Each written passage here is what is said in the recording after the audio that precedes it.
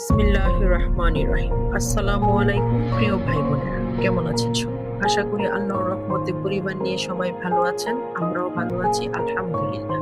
আনিস ফাতেমার সংসারে নতুন আরেকটি ভিডিওতে সবাইকে ওয়েলকাম জানাচ্ছি। আশা করি বরাবরের মতো আজকের ভিডিওটি খানিকটা হলেও আপনাদের ভালো লাগবে। এটা হচ্ছে আমাদের বাড়ির পিছন সাইড। এখানে অনেকগুলো গাছপালা দেখা যাচ্ছে। এই সবগুলো গাছ কিন্তু আমার আব্বার হাতের লাগানো। আমার আব্বা গাছপালার পরিচর্যা করতে খুবই ভালোবাসে। এখানে আছে আম, জাম, কাঁঠাল, কলা, সবেদা, লিচু, হরেক রকমের ফলজ গাছ। সেই সাথে আছে সৌন্দর্য বর্ধনকারীও কিছু গাছ। এখানে আনা হয়েছে আমাদের স্থানীয় বাজারের বিখ্যাত গোল্লা মিষ্টি। মিষ্টি খেতে কিন্তু পঞ্চ মিষ্টির মতোই সুস্বাদু ছিল। নিজেদের গ্রামের বাজার বলে বলছি না, সত্যিকার অর্থে মিষ্টিটা খুবই মজা ছিল। 2 প্যাকেটের মধ্যে ছিল 3 কেজি মিষ্টি। আমি এই মিষ্টি প্রথমবার খেয়েছি, আর মিষ্টির দামটাও কিন্তু তুলনামূলক কম। মিষ্টির সাথে আরো মিষ্টি আনা হয়েছে, সেটা হচ্ছে অরিজিনাল খেজুরের গুড়। এই খেজুরের গুড়ের কেজিও নিয়েছে 500 টাকা কেজি করে। এখানে 2 কেজি আছে পাটালি গুড় ও 1 কেজি আছে ঝোলা গুড়। যেহেতু সামনে রমজান মাস আসতেছে, এটা আমি বাসায় নিয়ে যাব। সেহরিতে শাশুড়ি মা দুধ ও গুড় দিয়ে ভাত খায়। তারপর আরো আছে মাছ বাজার।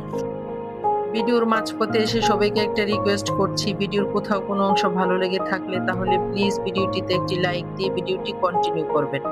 আপনার একটি মূল্যবান লাইক আমার কাছে খুবই গুরুত্বপূর্ণ। আপনার একটি লাইক আমার ভিডিওটিকে আরো 5 জনের কাছে পৌঁছে দিতে সাহায্য করবে। আপনি যদি আমার চ্যানেলে নতুন হয়ে থাকেন তাহলে প্লিজ চ্যানেলটিকে সাবস্ক্রাইব করে দিবেন।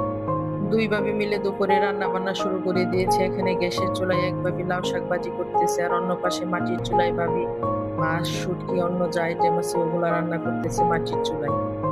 আমি বাড়িতে গেলে আমার আব্বু ও ভাই আমার পছন্দ মতো বাজার করবে। বাজারে যাওয়ার আগে জিজ্ঞেস করবে আমি কি মাছ খাবো, কি মাছ খেতে পছন্দ করি।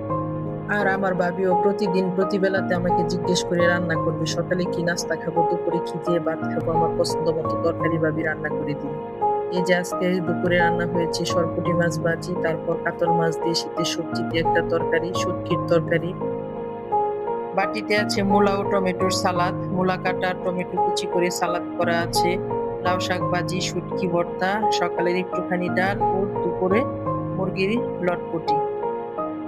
এখন হচ্ছে রাতের বেলা। আজকে আমাদের পিঠা খাওয়ার পর্ব শেষ। এখন যেহেতু আমারও চলে যাওয়ার সময় এসেছে, আজকেই হচ্ছে এটা লাস্ট পিঠা।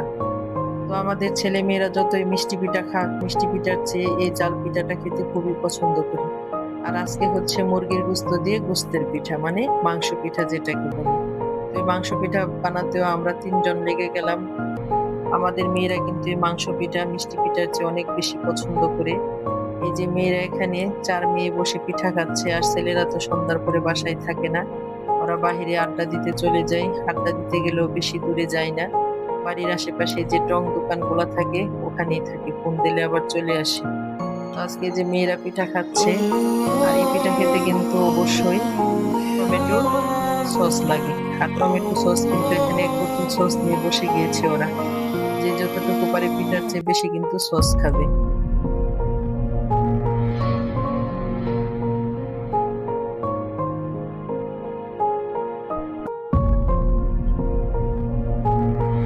আজকের মতো ভিডিও থেকে এখানেই বিদায় নিচ্ছি। দেখা হবে নতুন কোনো ভিডিওতে। আল্লাহ হাফেজ, আসসালামু আলাইকুম।